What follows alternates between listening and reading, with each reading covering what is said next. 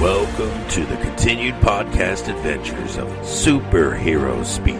But I think many of the people that love this character and that love superheroes in general have used these stories as inspiration to say, you know what, I'm going to do something good in the world. I'm going to make a difference like my hero when I was a kid.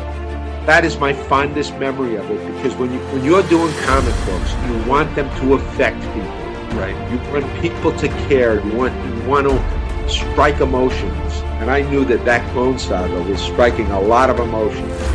Can you imagine Pulp Fiction starring Goofy and Mickey Mouse? I can totally imagine that. I'm sure somebody's written that one too. Quarter pounder with cheese and France, Mickey. What? Royale with cheese, Mickey. Yeah, I can totally. See? I would watch the hell out of that movie. Yes, I gladly sacrifice up my progeny to you, almighty Marvel beast. But Neil Adams is somewhere going, it's my time. How do you measure success?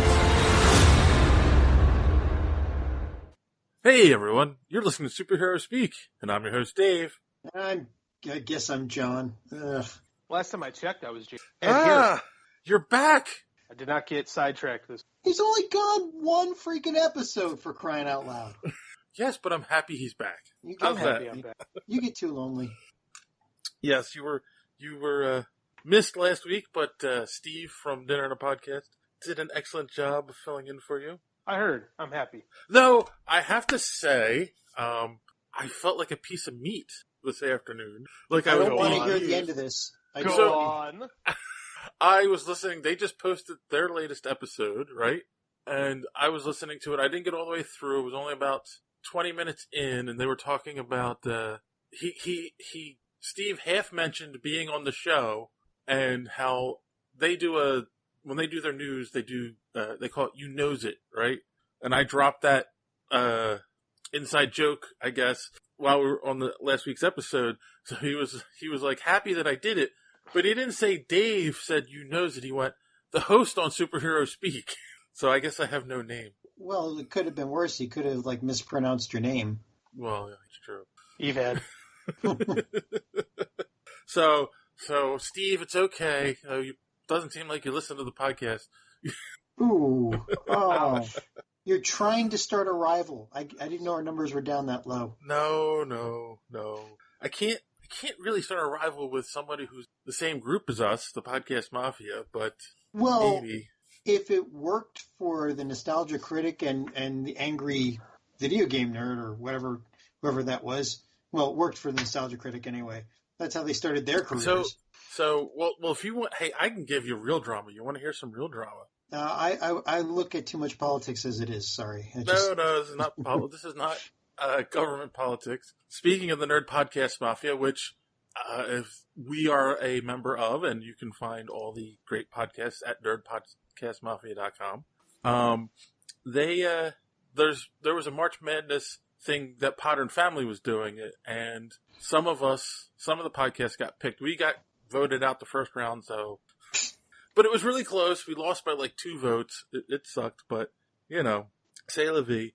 However, So Wizard and Not Another Nerdy Podcast, which are both members of the Podcast Mafia, were in it, and now they're on the final 4, and those 2 are up against each other. So vote against both of them. No. I mean, so here's the thing. Those who don't know, Not Another Nerdy Podcast was started by Tom Van Zant, who used to be one of the hosts on So Wizard, and apparently he had a falling out with the rest of them, and he left the show. And apparently it was a messy breakup.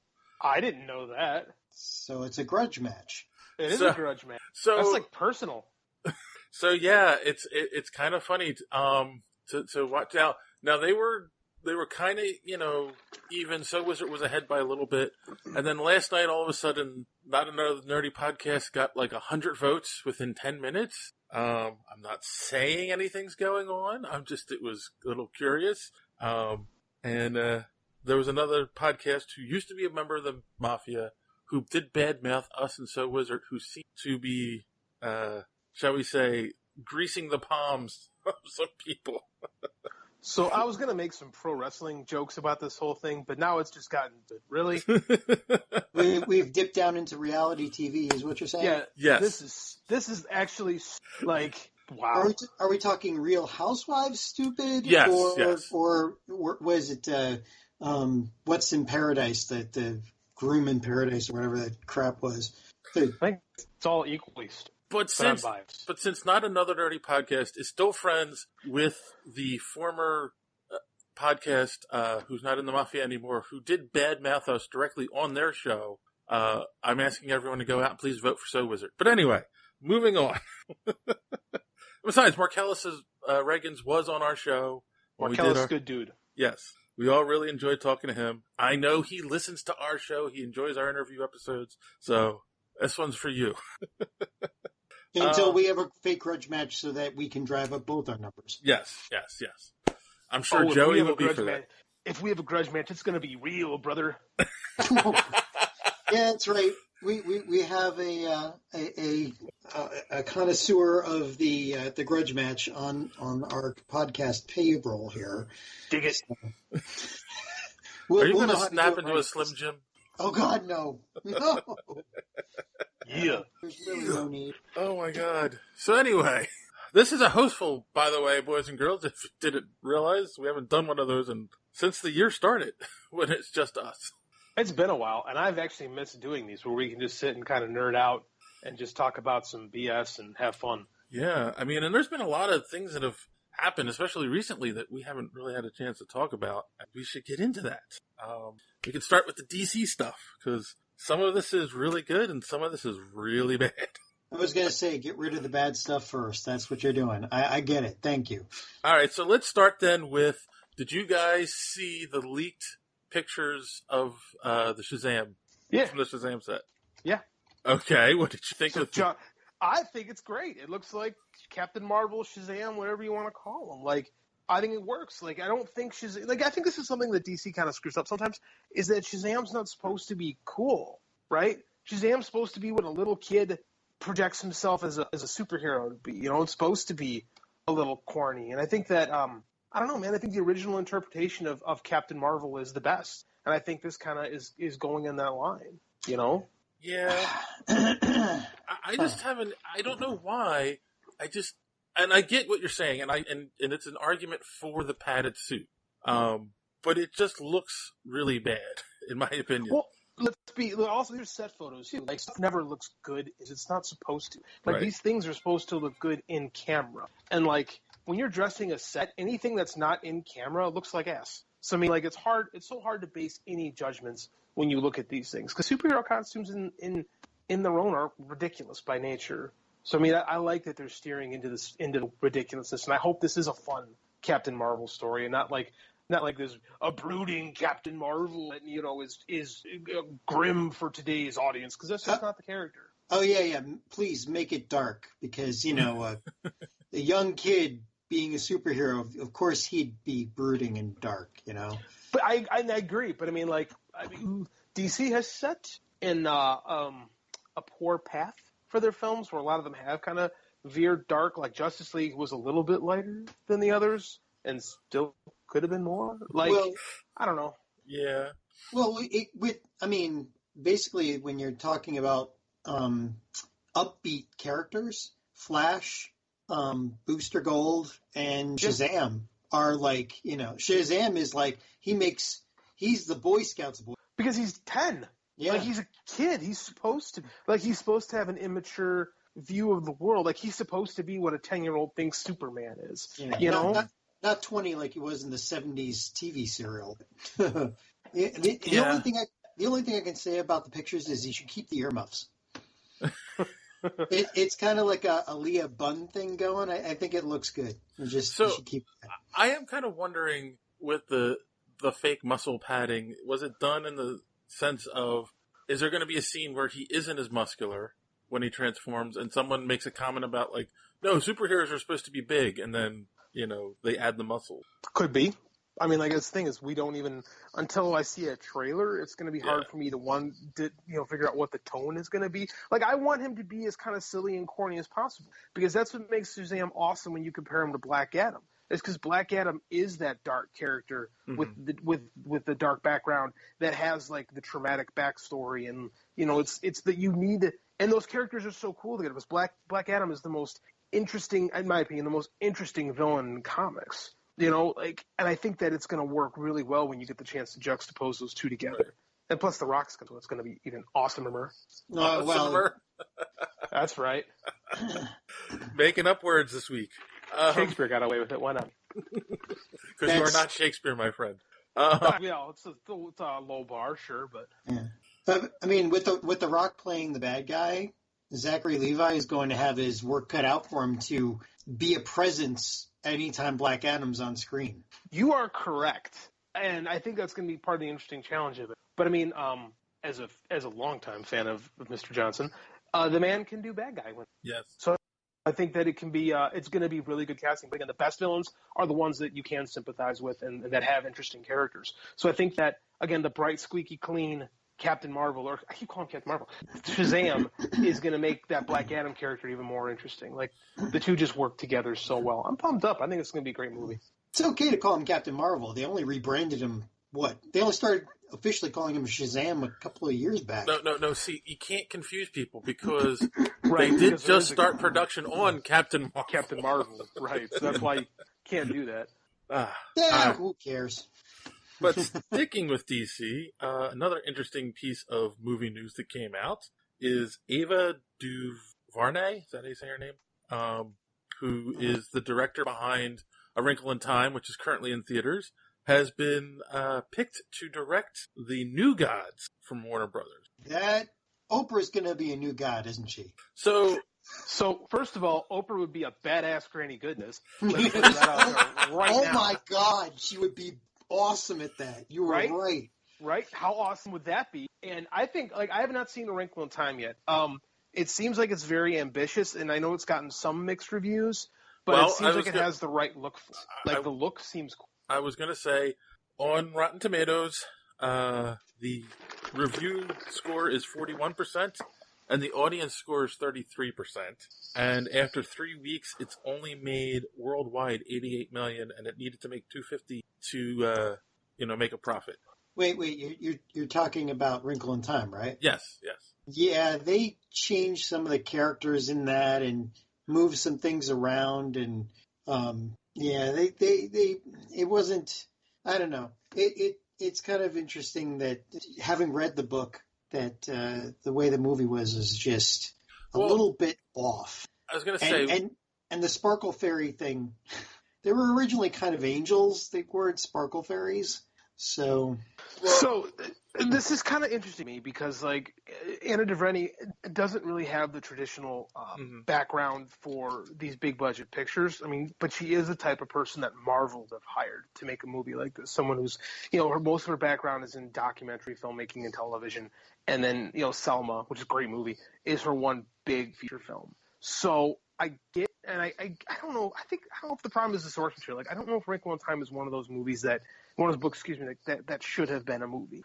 Sometimes these Hollywood people just think that everything needs to be a property and needs to be, go across genre lines. And I don't know if I don't know if the problem is the source material that I haven't seen. I would have said you're correct that it should not have been made into. It's not one of those ones that you can really make into a movie.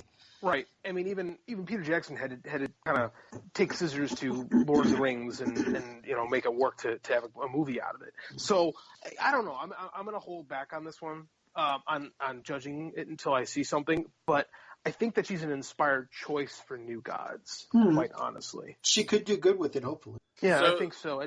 Well, that leads me to my question though: is New Gods even a good choice for DC to make, or Warner Brothers to make into a movie at this point when we still are waiting on Flash?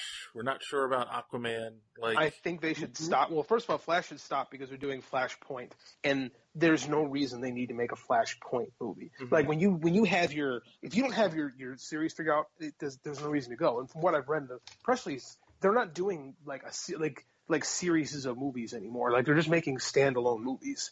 And quite frankly, the best book DC has right now next to Batman is Mr. Miracle. So why not? Why not take a page out of what Tom King is doing and do something like that? Well, if they're thinking that this is probably a very wrong perception, but if they're thinking that they're going to pull some kind of Guardians of the Galaxy magic out of it, it's like, hey, if they can do that with a raccoon, we can do it with this weird property that we've got over here. If they're thinking that's the kind of thing that's going to happen. But my issue is, okay, the diehard comic book fans are going to be like, oh, New Gods, so Darkseid, so it's going to tie into Justice, But and then the non-diehards, the non-comic book fans are like, what the heck is New Gods? And unless it looks amazing, I don't think I think it might flop. That's the problem. That was good. Go ahead, John. I think the other problem is that if they're going to do all standalone movies, then this is going to get lost in the wash, because if this doesn't tie in with this being like Darkseid's, explanation and backstory, then what's the point of doing this before you do Darkseid and Justice League? I mean, because here's the thing, because it was all failure. Like Justice League is a failure as a property. No, like, nothing's really? been launched out of it. Yeah, that's what I'm saying though. That's why it gives you the freedom. And most most non-comic fans are going to watch a trailer and make the decision. Because I mean, that's what Guardians was. Like the New Gods has far more interest than Guardians ever did before 2014, right? Like, and the New Gods is a better story, like than Guardians of the Galaxy. Like everything has been lifted. So like there's been so many people that have lifted stuff from Jack Kirby's New Gods story. Like Star Wars had elements lifted from there. Masters of the Universe was basically a New Gods movie that was made in the 80s. Mm-hmm. I mean, like it can work very, very well. And I don't think it matters. Like I still think that we worry so much about how things tie in. And DC's worried more about how things tied in for so long rather than just going out there and doing the best movie they could, right? And I think that they need to kind of just make their own movie and then figure out films. And the New Gods kind of works like that, though, because they really are in their own dimension and really don't play much of a role with the exception of Darkseid. Like, they can make this movie, and if it works, then Darkseid can come back. They don't need it to – they don't need – like, the mistake of Justice League was making like, you could tell – like, remember there was, like, Justice League was full of movies, and you could tell that Steppenwolf was supposed to be the villain in one, who was the herald for Darkseid for two, and then it was such a disaster. It just didn't work. So part of me worries, do we squander our New Gods interest with Justice League? Right. I don't think so. I think Justice League has pretty much already been forgotten. This is true. Yeah, it kind of has. It was a bad idea and a bad movie. The funny thing, though, and the really sad part of this sad thing is that, like, just this past weekend, I watched Wonder Woman for, like, the 8th time with a friend of mine, the mother, and a couple of other people that I know, a friend of mine, and just, they loved it. They all loved that movie, that one movie. Oh, and if they had kept that tone and, and that writing for the rest, except every single time they all say, yeah, that middle part with No Man's Land, that's awesome. But who wrote that end part? I'm like, oh, that sucks. But that's the problem, is that the big problem is DC hooked their horse, whatever, however the cliche goes. I can't think about it. I'm blank at the moment. They hooked on to Zack Snyder. They thought Zack Snyder was going to be the answer to everything, and I don't get it. Like, if you watched Watchmen and went, that's the guy that needs to lead us into the future, I don't know what to say. Like this, I mean, like, we talked about this umpteenth time too, but I mean, the end of Man of Steel, you're just pulling your hair out of your head because all these people are dying, and Superman is just kind of like, oh, whatevs, man. Like, I don't get it. Like, they screwed up, big time. And there was enough people that really don't get the characters that were kind of into it, that they just kept going with it. And every time they made another one, like, less and less people saw it. I mean, it was war of attrition until you got nothing left. Like, Patty Jenkins is a better filmmaker than Zack Snyder. Oh, yeah. So, I mean, there's no surprise about that. You know what I mean? Like, you put it in the hands of people that understand character and story, good things are going to happen. Zack Snyder paints a hell of a picture, but, there just ain't much else going on. This is true. Yeah, I mean, that's the thing, too. Watchmen was a disappointment, and that's one of my favorite, it's a lot of people's favorite comic. And it was just like I understand you want to make the world dark and gritty, but overly violent and, like, arms breaking off and blood splurting everywhere, and I was just like, yeah. What bugged me about it, there's parts of Watchmen that are very violent, but it's saying in the book, but it says something. It's there for a reason. Right. Like, in the film, it was just Zack Snyder being like, how cool is this? Remember 300? How cool is 300? Like, okay, yeah, 300 was cool, fine, but that doesn't work with superheroes, damn it. Exactly.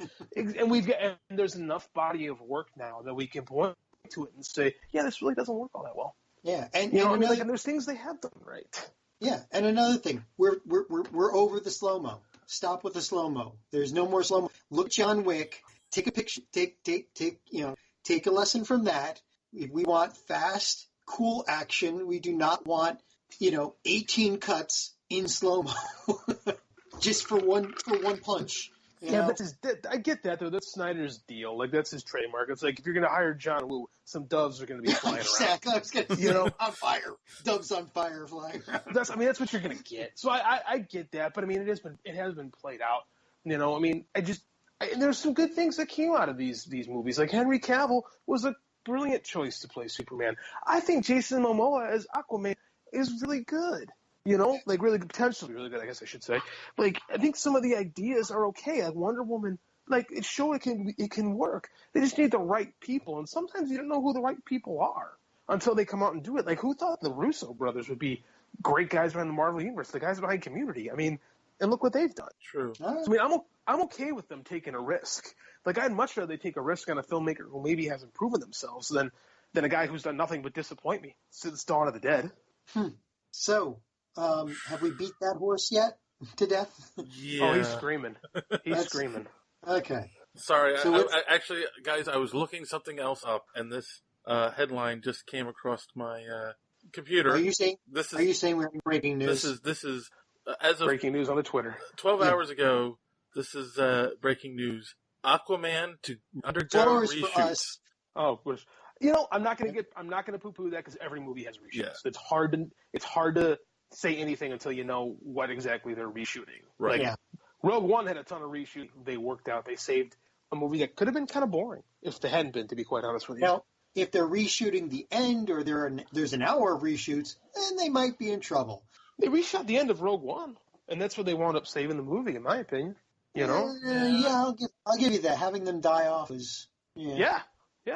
Like, I think if they don't die, Rogue One's not as good a movie. I mean, I'm gonna wait. I'm gonna hold back until judging this thing until I see, like, reshoots are just part of every movie nowadays. I know, but it's just like every time DC's gonna reshoot, they make a big deal about it.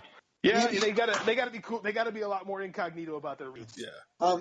And just a joke for people who've watched. Was it the TV show, the Jedi TV show?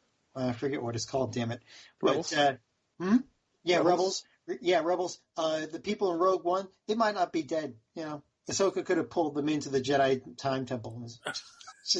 Anyway, nobody ever dies in these movies. Nobody, except for Luke. I mean, well, they added time travel, so we're done. So Star Wars is now Star Trek. Nobody can die. Continuing down the road of wonderful DC-ness. Yes. Krypton premiered on Sci-Fi. Okay, we get to talk about it. And I have watched it. John has watched it. JD dropped the ball. And JD dropped the ball, and so we need to convince JD to either watch it or stay away from it. So I'll preface this by saying when a time when there wasn't a lot of superhero stuff on TV, I actually really liked Smallville. You'd get 10 really good Smallvilles a year, and then like 20 that were just, or like 15 that were just god-awful. But you get some really good ones. But I think Gotham is, so I can go either way on this. So the story starts out with, we see Superman's great-great-grandfather. Oh, I didn't know it was that bad. Okay, go ahead. well, it's about his grandfather, but it starts with his grandfather's grandfather. Yeah. So what I will say is interesting about this show is the version of Krypton that they're using and trying to establish who Kryptonians are and those kinds of things. Like, apparently Kryptonians already live much longer than human beings on this show, right?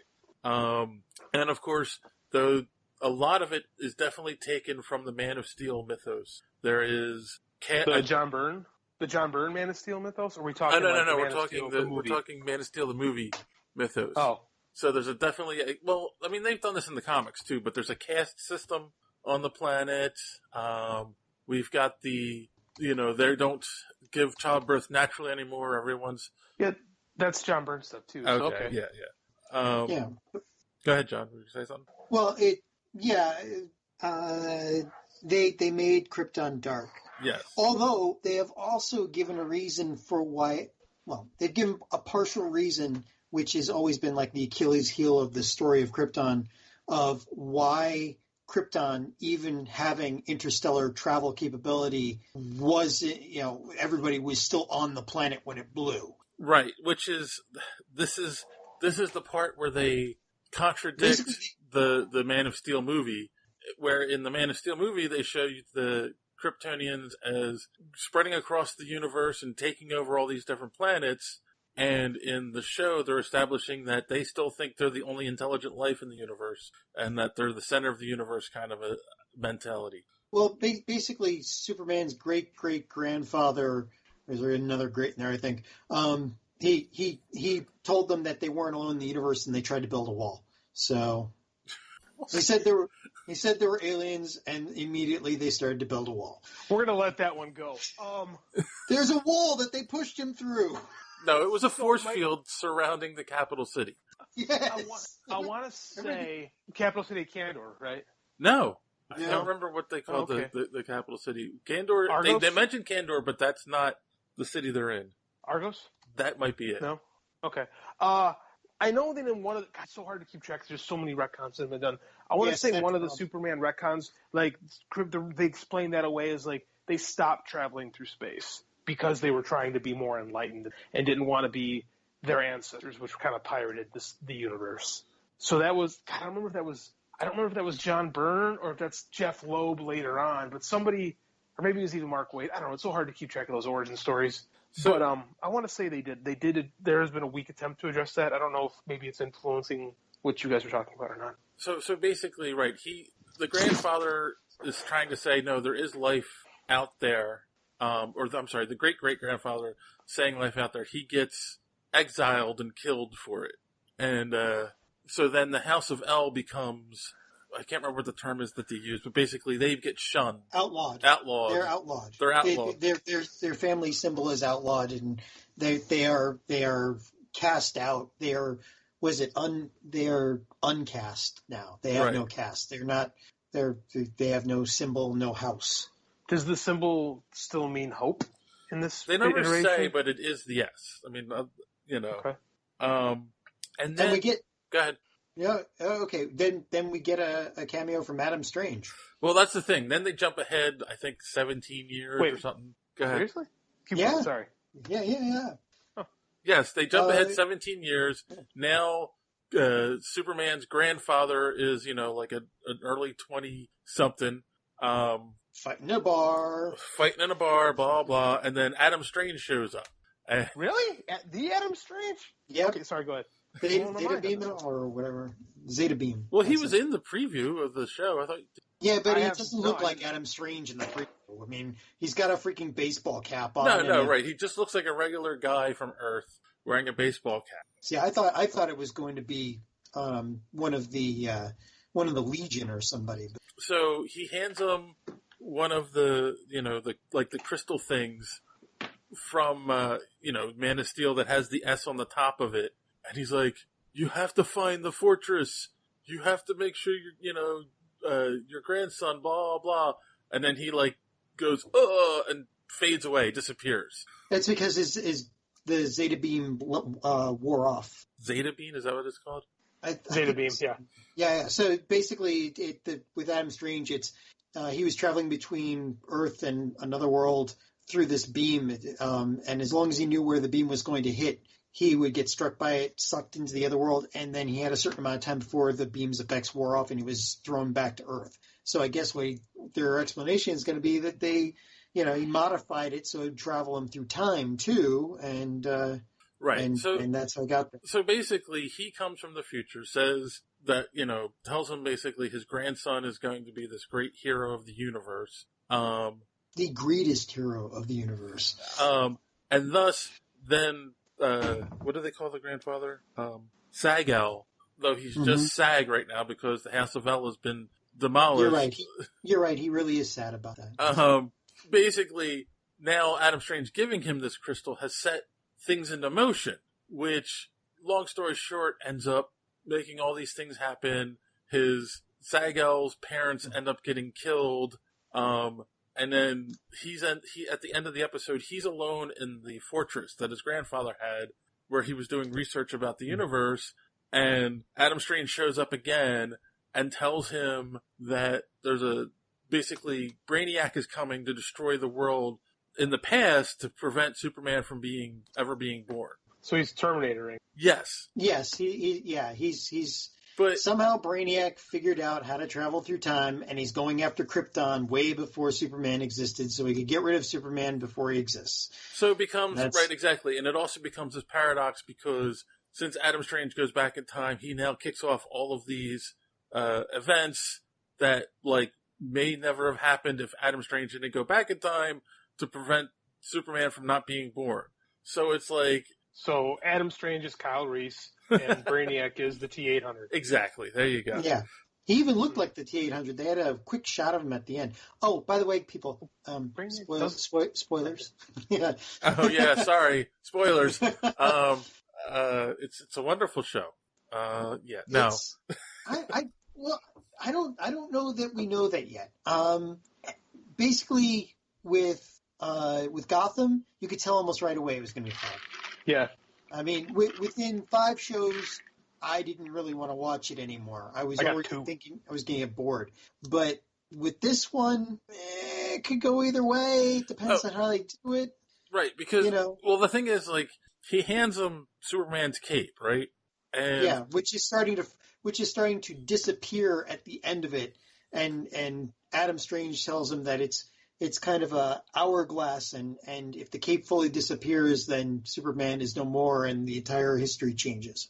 Right, and he also emphasizes that, he knows him as Kal-El. So, he has to restore the House of El. That's also part of Zag-El's mission, basically. So again, it's like, it puts his existence into a loop, Superman's existence into a loop, and it is basically Terminator. Yeah, and gasp! Superman's grandpa was getting down and dirty with Zod's grandma. Yeah. Yes.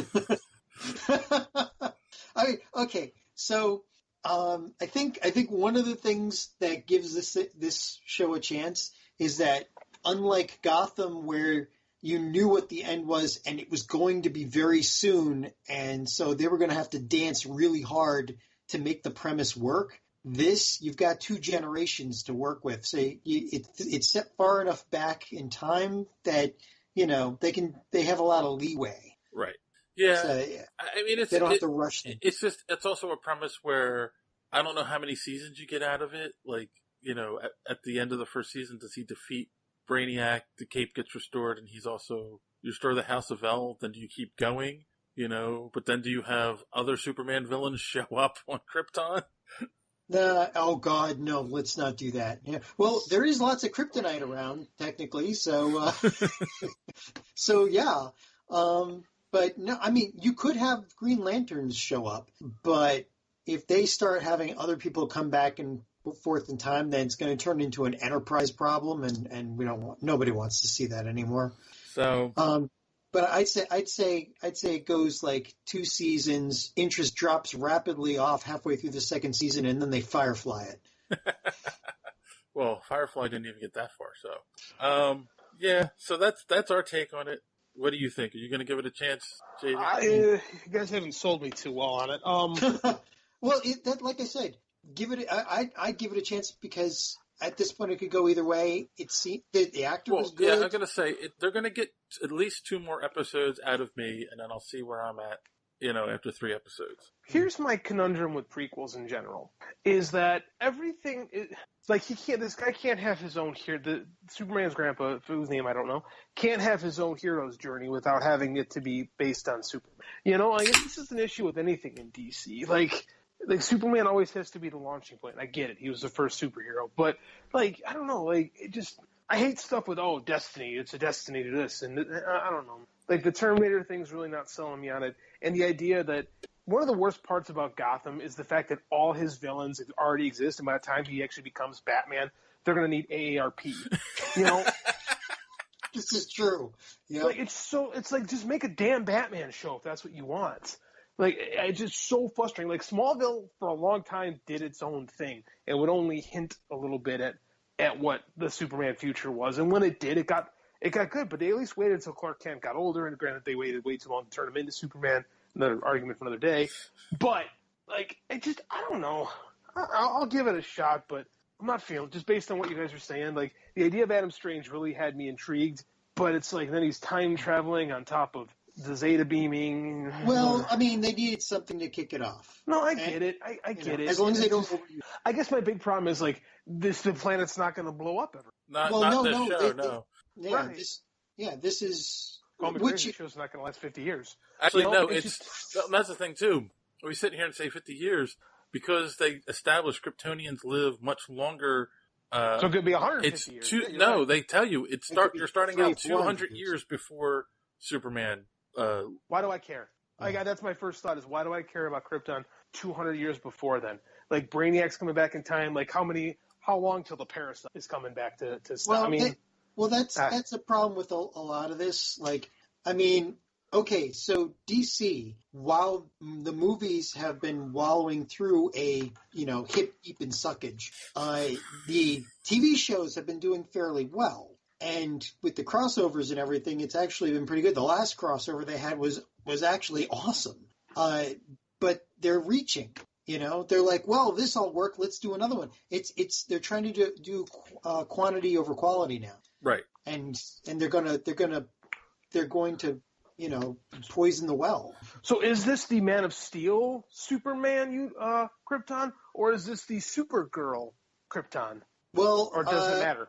According to what I've heard, Krypton will, it's not. There's going to be no crossovers, which would be hard. And if they did, it would have to involve time travel, and that would just be stupid. Now, Black Lightning, they just in the last episode mentioned Supergirl and Vixen, so they're probably on Supergirl's Earth, which would be pretty cool, and they'll have crossovers. But if they cross this over, that would be like having a crossover with Gotham, and that would just is it its own? Is it? Well, it's going to have to be its own. I guess it doesn't matter. Like I said, it feels like they borrowed the most from the movie universe version. Yeah.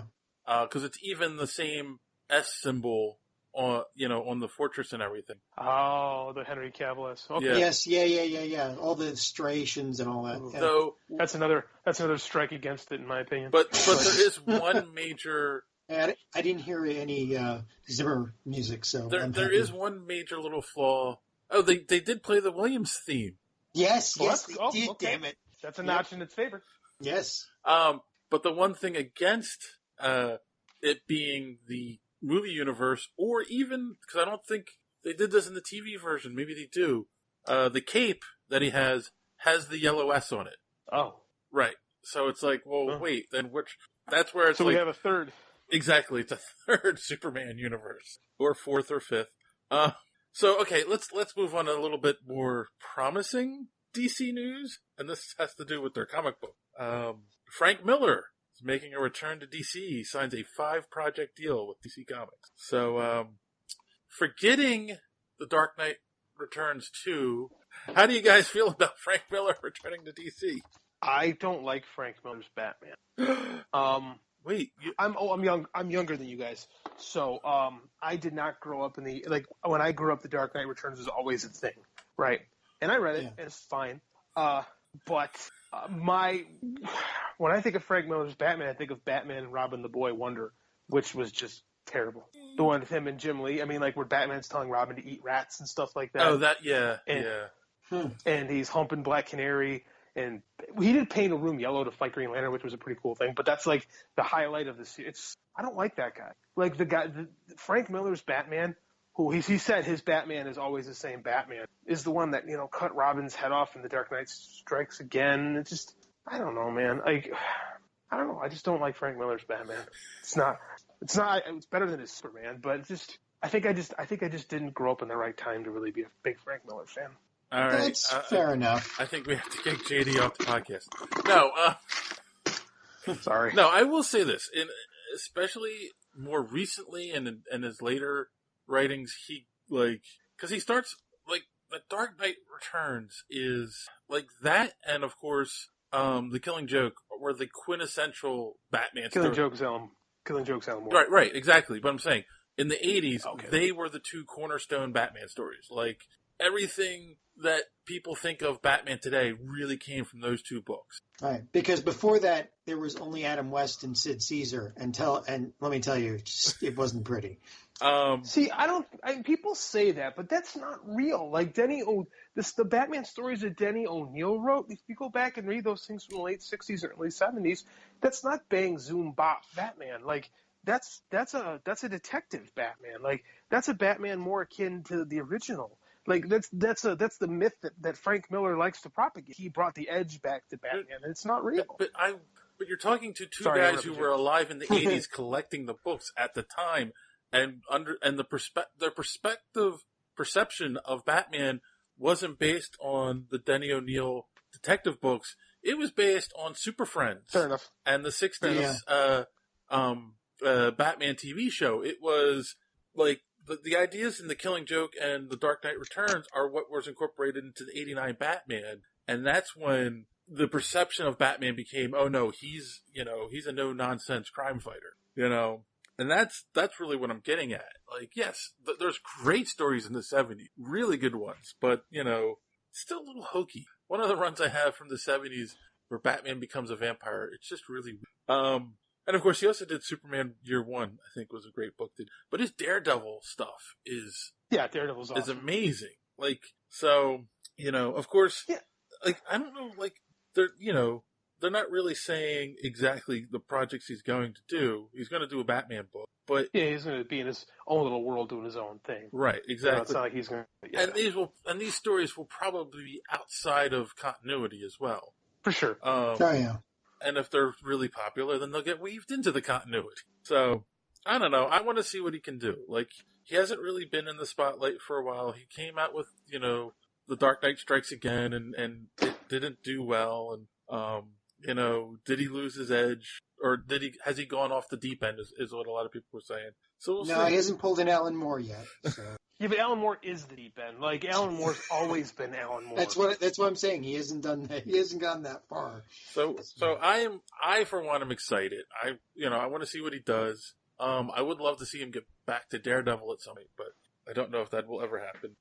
What about you, John? Maybe. Are you gonna read his books when they come out? I might. I think I'll pick them up.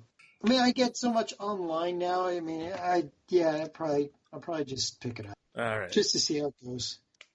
All right, guys. All right, What else? We've done all this DC, and we've got 10 minutes, and hey, Marvel. Yeah, so to say that, let's cross the aisle to Marvel, and of course we'll have to start by talking about the Deadpool 2 trailer came out, and we're getting X-Force, guys. Are you playing it, John? No, that wasn't me. Oh, I wish I had the forethought, but I think this looks great. We'll fix it in post. Okay, so yeah, I have no complaints. Like, I don't know. Apparently, the rumors are that one of the screenings didn't go well, but I don't know. It looks just as good as the first one. Who'd they show it to? A pack of nuns? Possibly. I mean, I don't know. It's a different filmmaker this time around. Yeah. So I mean, that could play a big role in it. Like, I hope not. Supposedly there's a scene. There was a scene in the middle of the movie. I don't know what it was, that a lot of people who saw the screening had a problem with, and so there is a rumor that they changed that. They edited or they reshot. So. Well, when you use all 5 limbs to fight, I guess that would probably bring up some issues. So yeah, but yeah, I mean, it's just good. I'm so excited to see this. I think Cable looks amazing. We got, of course, the cast of characters from the first one back, plus some new faces. And who's the kid? Does anyone know who the kid's supposed to be with the fire powers? No. Okay. We're all checking IMDb now, right? Is that what we're all doing? Because it is what I'm doing now. That's a great idea. Because if it isn't completely lying like they normally do, it will have the name of the character, after which we can...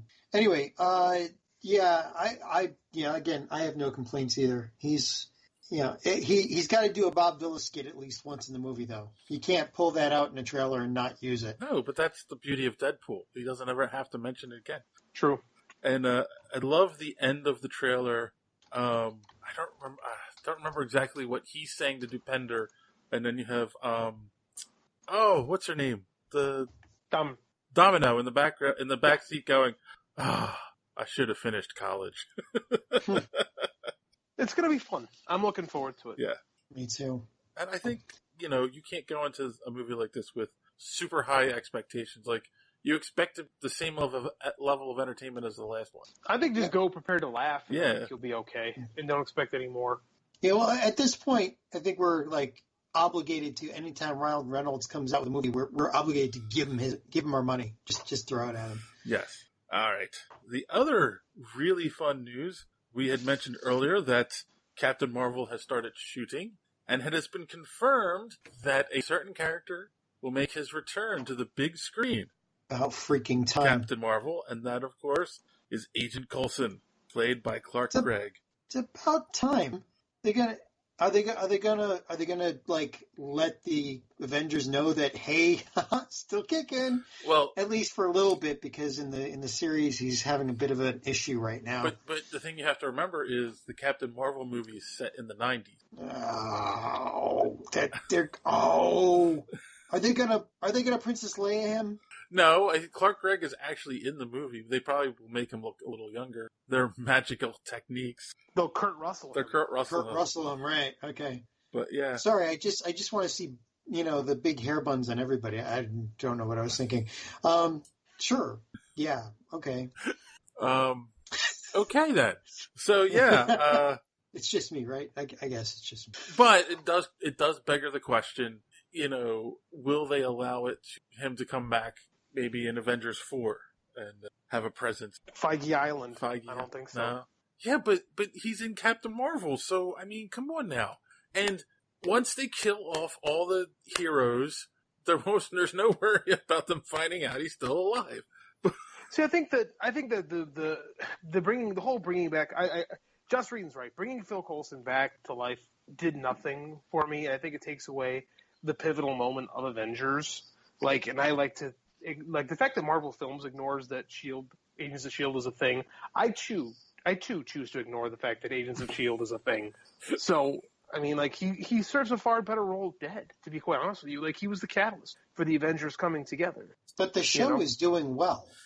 I mean, I like the agents they keep upping the ante, and they had one or two seasons there that were kind of, it's dropping off, but I think they revived it the last two seasons. I don't know. I stopped watching it. Why? I haven't watched it this season yet. Oh no, it's really interesting. My wife says the same thing. She's an Agents of S.H.I.E.L.D. fan, but I can't even pretend to care about it. I fell off because I couldn't stand Inhuman, and I completely forgot that Agents came back, and then and it's on Friday nights, right? So that makes it difficult for me now too. What you've got to do? Do you know what DVDs are? You mean DVRs? No, educate people. What are DVDs? They're dying business. Right, sorry. DVRs. Oh my God, that's true too. Oh my God, I'm old. All right, so or VCRs. How's that? Even with a VCR, look, it just you give it a chance, because this season was pretty good. Still got Inhumans in it, but not like you didn't like. Trust me. All right. And I still think I don't agree with the fact that his death cheapened it, because it's comic books. They all come back to life, This is true. Well, we'll see. The next story, and of course, the new Infinity War trailer came out. Which is awesome. I think I may have creamed my pants a little when I watched it. Oh, thank you for sharing that. You're welcome. There goes our PG rating. The tone of the podcast has now changed. Yes. Well. Now that he's gotten rid of a PG rating, I can take another drink. So, it was just. It is. Somebody had described it this way on another. I believe it was on So Wizard. They were talking about it, and it's like this is just that movie that we've all been waiting for 10 years. They better not screw it up. It looks awesome. I don't think it's possible to screw it up, but if they do, well, they'll still be better than DC. But beyond that, no, I think, I cannot see anything wrong with this. So a couple things too about the trailer and whatnot. Like, of course, anyone who has read the Infinity Gauntlet storyline, when Thanos first shows up and fights all of the Avengers, and he basically defeats them all, except for Captain America. You know, they're all lying dead, and Thanos says to Captain America, you're defeated, give up, blah, blah. And he's like, Captain America gives this speech where he's like, as long as there's one person left to stand up against you, you haven't won, Stupid monologuing. So it just feels like the scene. That's so, yeah. That scene in the. No, so okay. Sorry, I'm so excited. Go ahead. It just feels like the scene in the trailer where Thanos' hand comes down, giant hand, and Cap stops it. It's like, they bet you that he says that right before that scene. It's set up so well from that first line, from his line in Captain America: First Avenger, where I can do this all day, and I don't want to kill Nazis. I don't like bullies. Yeah, like it's so the Steve Rogers character. Yeah, like it's so good. Is there a reason why the actor doesn't want to play him anymore? I think as an actor, you just kind of get over doing the same thing over and over again. Like you don't become an actor to play the same guy. Well, it's funny because he did come out in an interview when they were doing press for Civil War, saying, he was talking about walking away, but he'll keep doing the character as long as people want him to play it. But who knows? That was also 4 years ago, right? Like, I mean, you're painting. And it could also be. Like, the fact that everybody assumed before this that Robert Downey Jr. was going to die, that Tony Stark was going to die, and it could just be some misdirection thrown out by Marvel to kind of keep people guessing. So much misdirection going on. And the fact that Cap died in Civil War and they do have Bucky hanging out. I mean, it does kind of work. I'll tell you what fires me up about this trailer is the appearance of the Black Order. Like, that is what got me excited about it. Oh, that's right. Yeah. Corvus Slave and the Ebony Maw and Proxima Midnight. Like, these are the characters that showed up in John Hickman's Infinity story. Right. Like, John Hickman had this huge, epic Marvel run. I didn't like all of it, but I did like where it ended. I did like those characters. Like, it gave Thanos a little bit more of an entourage. Like, it gave him some weight. And it seems like and it surprised me to see them because I thought they would kind of mirror Infinity Gauntlet. And it seems to be they're more mirroring Infinity. Yeah. The story that came out in like 2014 more so than the original Infinity Gauntlet story. So that was a pleasant surprise. Yeah, that's probably true. Because I don't know. I mean, do they want to make it so that because it's taking place all over the world and there's so many heroes involved with it, they don't want them all just to go up against one guy? Well, I think that again, it gives Thanos, one. Yeah, I think that's part of it too. And let's be honest, Marvel got a merchandise. New characters are good characters. You know what I'm saying? And I do, but I think that the Infinity story is actually a little bit more translatable than Infinity Gauntlet. There's a lot of standing around in the Infinity Gauntlet comic, and I love it. Don't get me wrong; that was one of my formative books. But there's a lot of standing around, and half the universe disappears, and the character motivations for Thanos are kind of weird in that, where he wants to earn Death's respect, so he's wiped out half the universe, and Mephisto's sitting over the shoulder, and it's just a little weird, I think Infinity is going to be a little bit easier of a story to make into a film. That being said, I got $10 as at some point Nebula grabs the Infinity Gauntlet, and that we see that moment from the original Infinity Gauntlet comic. I could see that. I would say that at some point we see the helicopter. Huh? The Thanos copter. Oh, wow. That took me a second. Oh, my God. How did you not? Deep cuts, man. Deep cuts. So the only thing I want to see is they said they had a scene with like 32 heroes in there. I want to see Howard the Duck in the background. So two things also I wanted to point out. Of course, the official poster came out, and we haven't talked about that either. And on the poster, two things I noticed. I don't know if anyone else picked up on this. Number one, they only show 2 stones in the glove on the poster. Yeah, and in all of the scenes in all of the trailers, there was only ever been two stones. Right. Well, yeah, they're searching for the stones. Mm-hmm. And we know where the rest are. So no, we still don't know where the soul stone is. Yeah. And 2, there is a character missing from that poster. Adam Warlock? Oh. No. I do hope they bring Adam Warlock in at some point. It's not. Yeah, they might. I think. Hang on, I gotta look. The character that's missing, and you could argue that you can't see him on the poster. How's that? Come on, guys. What, Ant-Man? Yes. Oh, yeah, you can't see him. He's there. Quit.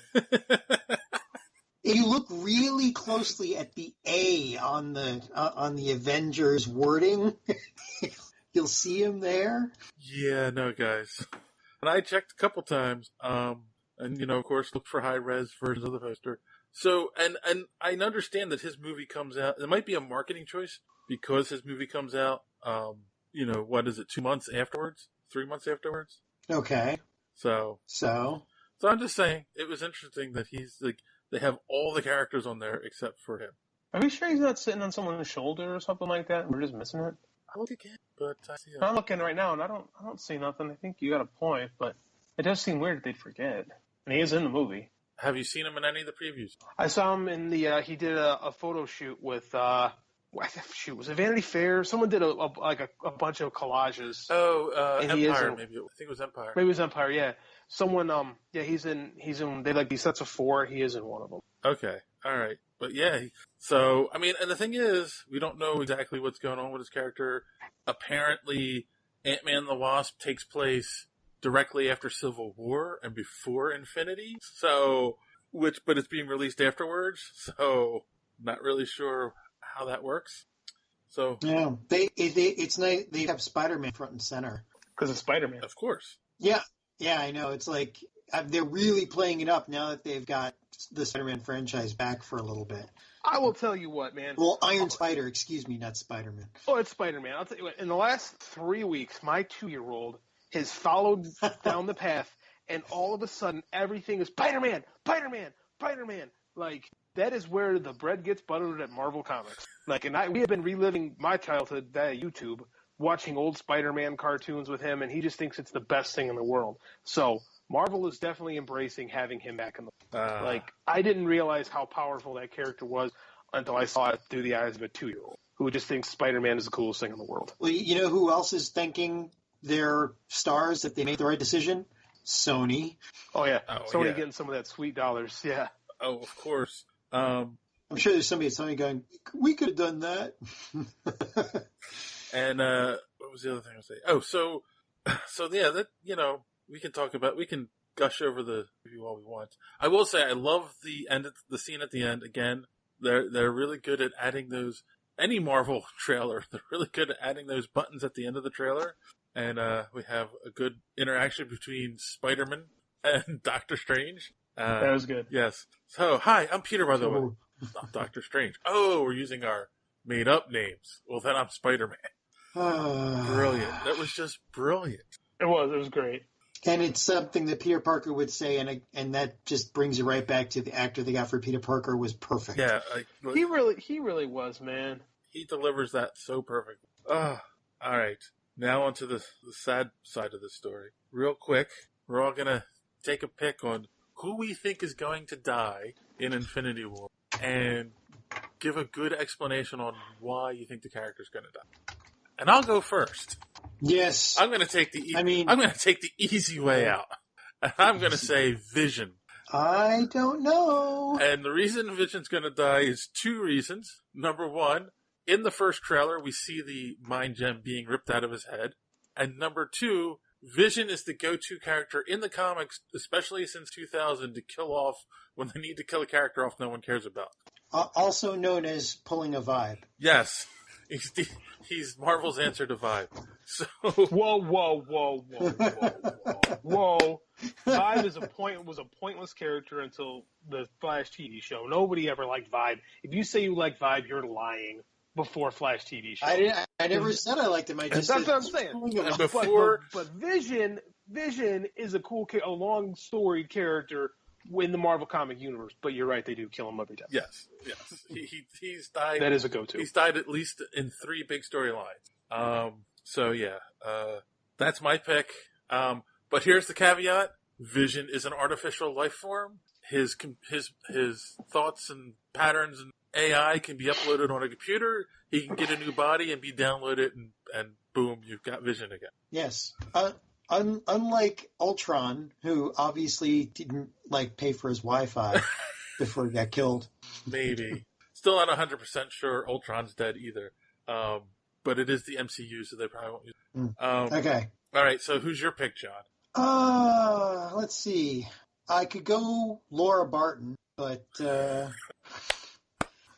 give Hawkeye a tragic backstory. I'm a horrible person, I know. What about the kids? No, just her, because then you'd have Daddy's got to take the kids to work day, and it could, and hijinks ensued. Daddy, we want to see Thanos. No, get back. Daddy's got to work. That is going to be the story of Avengers 4. All right. Now, let's see. I mean, realistically, I don't think Robert Downey Jr. seems to. I mean, he's found his niche in life. There's never been a more perfect setting for him and his particular neuroses and proclivities. So I think he's going to stick around. I mean, obviously, Chris Evans has already said that he's basically had it. But I don't know, if you want to go I don't know, you could say I would say Thor, Chris Hemsworth. I think he'll leave. Okay, you think he'll leave, but okay, what's a good compelling reason to kill the character story-wise? Because we just did Ragnarok, where he now is in charge of the people of Asgard and has to lead them. Now, after he rescued them, you're going to kill him off? Sure. Wow, you don't like happy endings. Well, if I can't have one. Okay, all right. Just you don't like Thor, you want him dead. All right.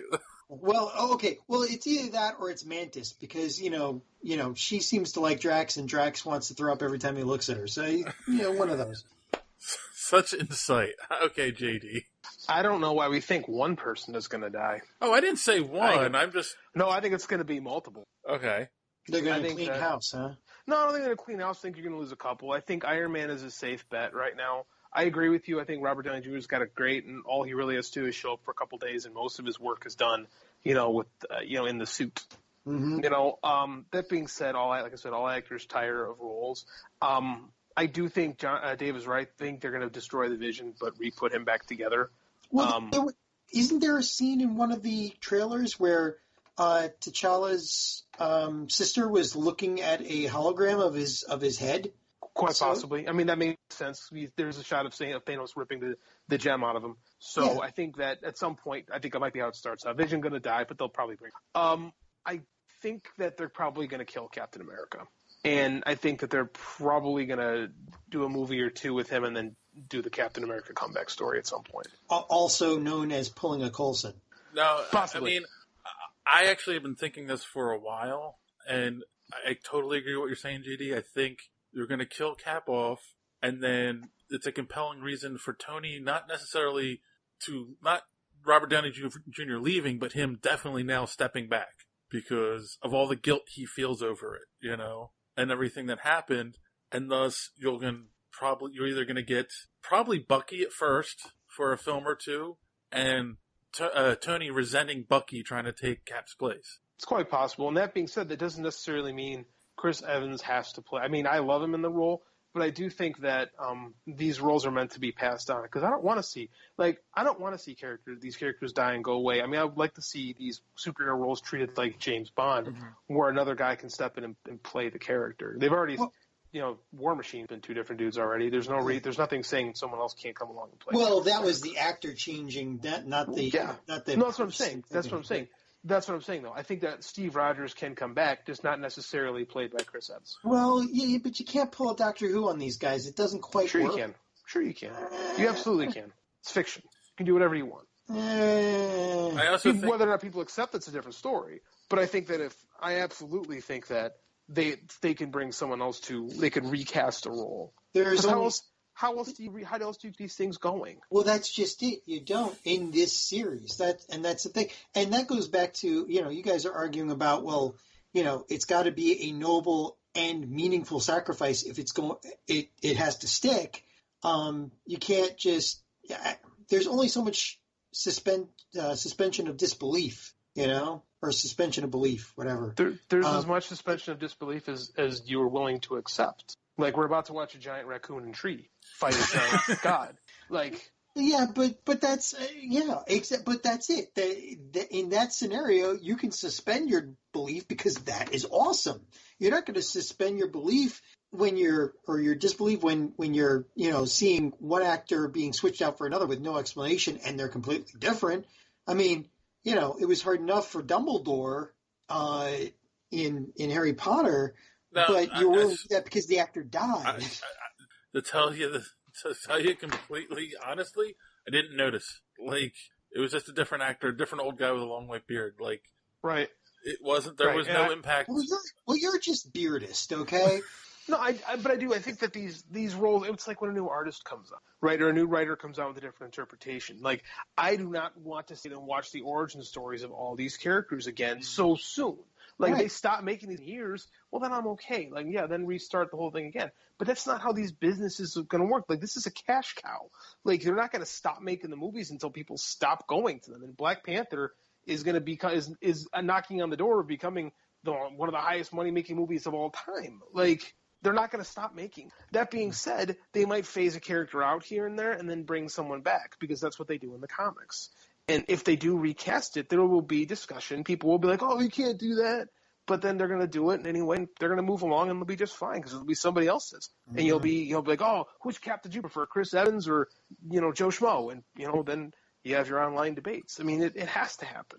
I don't want Captain America to go away forever on screen, Right. Yeah, I know. Look at how many different people have played Batman. Well, yeah, but that was kind of the problem. You had a new Batman every other year. So right, but now they're even talking about, because of the failure of Justice League, Ben Affleck wants to walk away from the role. So they're going to recast him. Do you want another Batman origin? Oh, it's DC. Who cares? Did I just say that? Yeah. Oh, all right. And we're over time. So, two things about the deaths. Also, I do think most likely, I could be wrong, I think Nebula will bite it. And it'll be a touching moment between sisters, kind of a thing.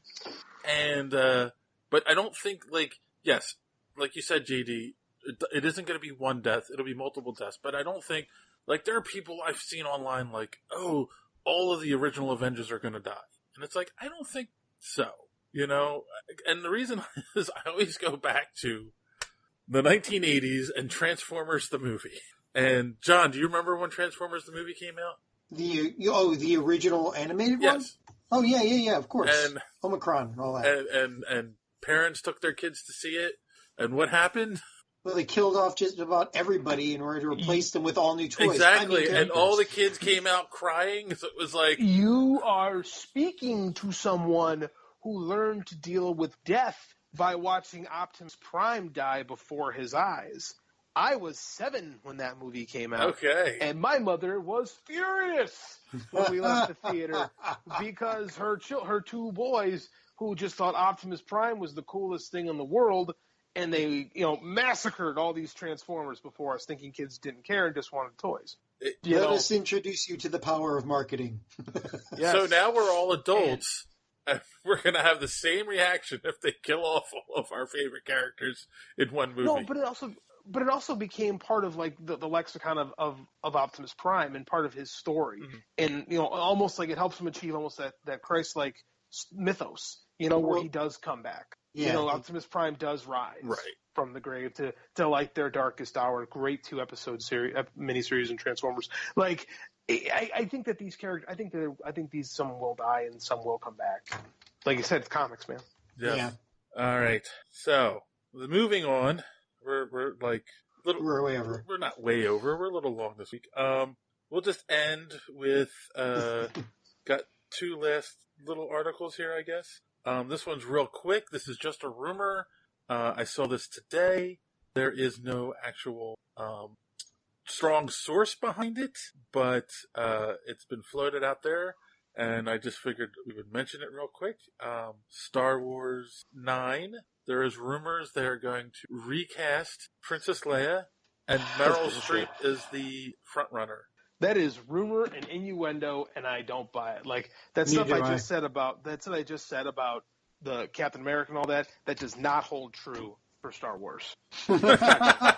Well, now we see where your line is. Jeez. Well, because Chris Evans wasn't Captain America. He plays Captain America.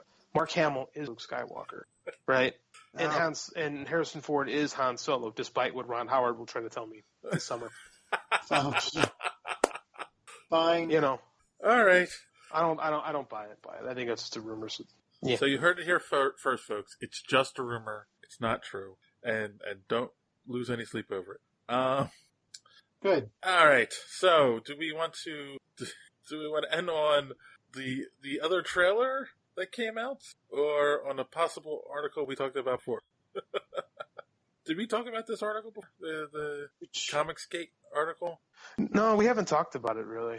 Maybe we should. I mean, we've been going long this episode, so we're already like an hour 15. Right. Maybe we just. Yeah. Is anybody still awake? Hello. We'll save Thank this. you. I'm talking about the people listening. We'll save Comicsgate for another. Yeah, for next week. That was my suggestion, but we actually had a really good talk about stuff, and I don't want to get fired up and angry. All right, so we'll end on a real happy note, and of course, it's a movie that I never thought was going to be made, even though they talked about it for years. The Incredibles 2 trailer came out, and it looks really good. I'm happy. Apparently, Jack is going to be a big part of it. A baby with powers, can't beat that. So I'm happy. What did you guys think? I dig it. Yep. I dig it. Like, this is just proof that the Fantastic Four can be done if in the right hands. Yes, thank you. You know, and that's what they are. They're the Fantastic Four. Most definitely. They always build them as the first family of comics, the Fantastic Four, and this actually is a family of superheroes. So it's like, yeah, it works. You got to do it right. Right. Like I'm excited for this movie. I didn't think we ever needed a sequel to Incredibles. But are you kidding me? When 3 minutes after that movie ended, I'm like, okay, when's number 2 coming out? And we had to wait this freaking long. See, I don't think like that. I think that not every story needs a sequel, and oftentimes especially these Disney movies, these sequels come out and they're so far inferior. You know, like who here is like a huge fan of Simba's Pride? You know. That's Lion King 2 for people who are under the age of 40, who don't have children. Like, and again, none of these, they're not very, very, very few of them are good. So it's just like, I didn't feel like I needed it. That being said, the Toy Story movies being the exception, like, this looks really good. So I'm pretty fired up. Cool. Yeah. All right. I think that's all we need to say on that, because again, we did run really long. I do want to make one last mention. Something we haven't done in a while on the show, and that is, of course, however you're listening to the show, if you found us on Twitter or Facebook or whatever, and you like what you've heard, then head on over to our website, superheroespeak.com, where, of course, you'll not only find the podcast every week, you'll also find comic book reviews and occasional rants by yours truly, and comic book reviews by our own, Matt Vroom. Wow. It's okay, Matt. You're still getting a paycheck. Sorry, Matt. He just posted a review this week, too. Or last week. So, yeah. And also, don't forget, you can subscribe to us on iTunes, Stitcher, SoundCloud, and wherever podcasts are available. And, do like us. And give us a 5-star review on iTunes. It helps increase our visibility, and we would greatly appreciate it. So, and of course, as I said earlier, you can find us on the Nerd Podcast Mafia, along with some other great. So, you guys have anything you want to add before we call it a night? Matt Broom's the best comic reviewer in the world. Yep. I'd say take what? Yeah, it's true. It's true. Yeah, Matt's awesome. I'd say check out Marvel's Cloak and Dagger trailer on YouTube. Oh, darn. Ooh. That's right. You did send that right before we... I missed that. I will check that out. Yes. It's short. It looks really good, though. It's a trailer for it says first episode, right? Like everything that's in that trailer is just for the first episode. Yeah, I guess. Yeah. It's just trailer number 1. So. Oh, that's what it was. Okay, but it's because it's only like just over a minute long. But yeah, cool. All right, boys and girls. On that note, as always, thanks for listening. Don't let your cape get caught in the door. Have a good week.